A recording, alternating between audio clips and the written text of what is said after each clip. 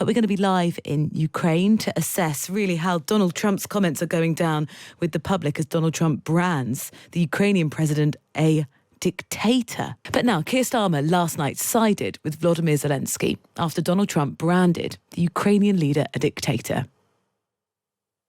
President Zelensky talked the United States of America into spending $350 billion to go into a war that basically couldn't be won, that never had to start and never would have started if I was president, not even a chance.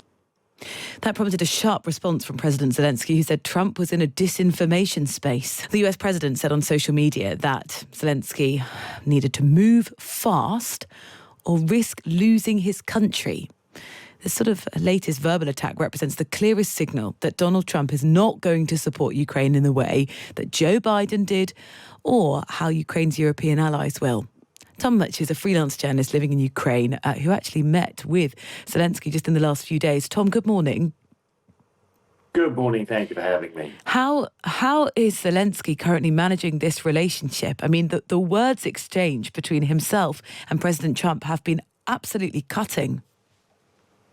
Well, I think he's done about the best job he possibly can given the situation. So he was basically told that he was an illegitimate president, that he was a dictator. He had all sorts of allegations of corruption labelled at him, all for basically turning down a deal that Trump had offered him to do with rare earth minerals that would involve Ukraine giving up an awful lot of its energy resources and getting very little in return, particularly in the way of security guarantees. So I think Zelensky was rather blindsided by the whole thing. He expected there to be perhaps a little bit of public back and forth, perhaps some harsh words behind closed doors in the negotiations, but not this sort of absolute seething vitriol that he received.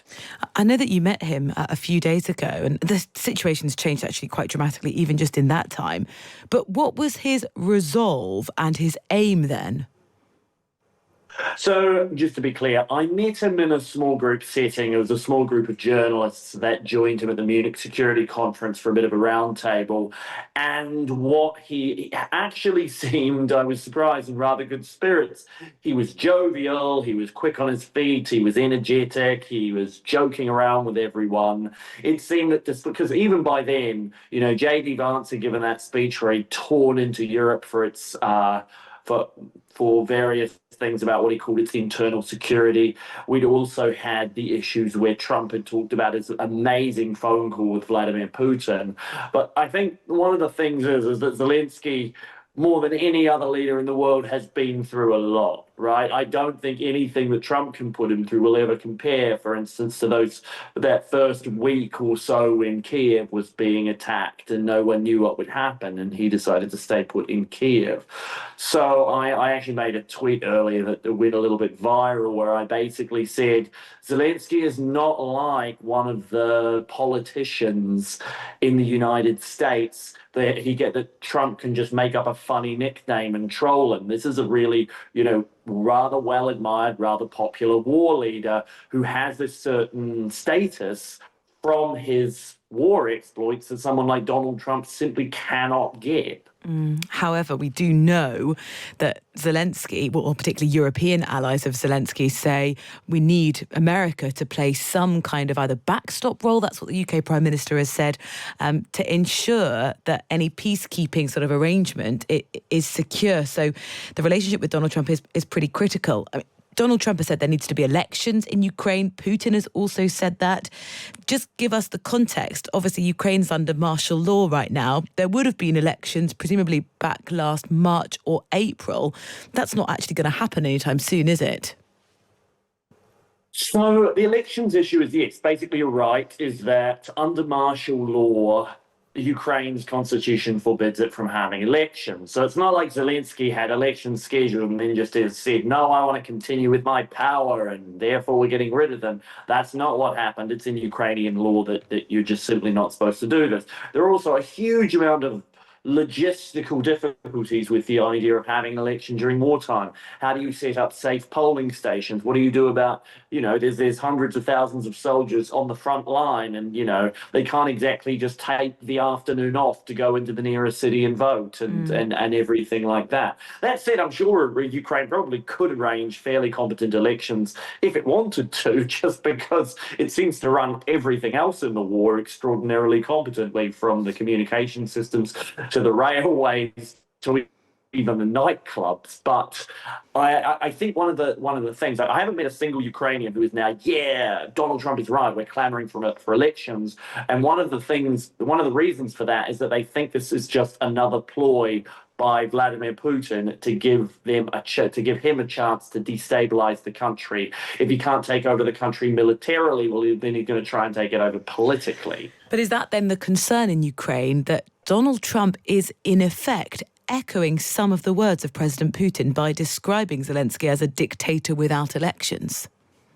Yeah, absolutely. So if you take, for instance, when he said, Zelensky only has 4% approval ratings, well, okay, one, that's nonsense. The polls are not, Zelensky's not quite as popular as he was, but his polls have him between about 50 to 60% approval rating.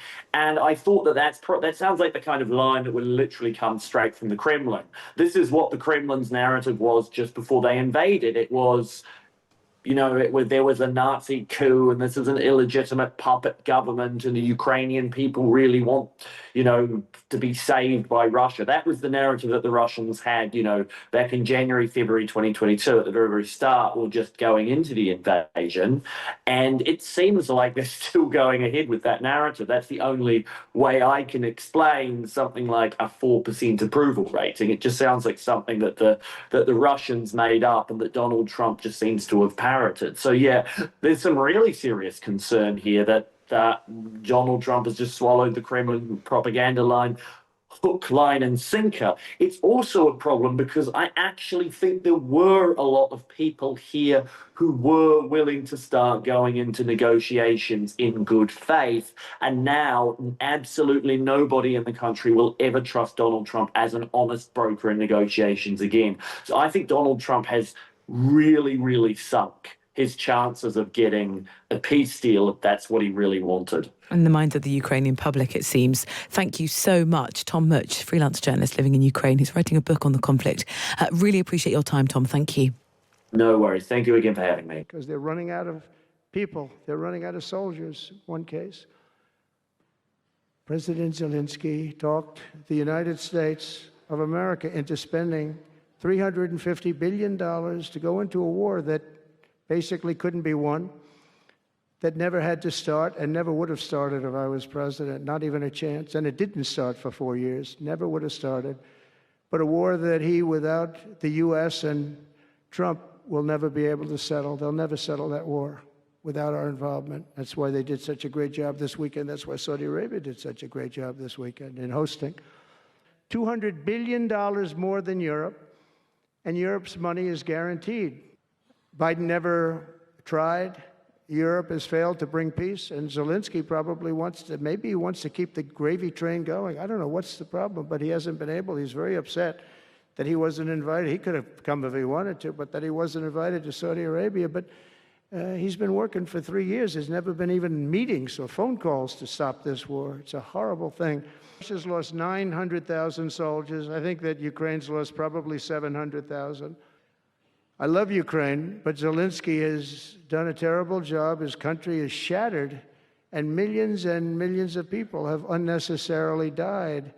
And you can't bring a war to an end if you don't talk to both sides. You got to talk. They haven't been talking for 3 years. So we hope to see a ceasefire soon and to reestablish stability in Europe and the Middle East. This is, we're helping Europe. We're trying to help Europe. He refuses to have elections. It's low in the real Ukrainian polls. I mean, how can you be high with every city is being demolished? It's hard to be high. Somebody said, oh, no, his polls are good. Give me a break. But thank you very much. And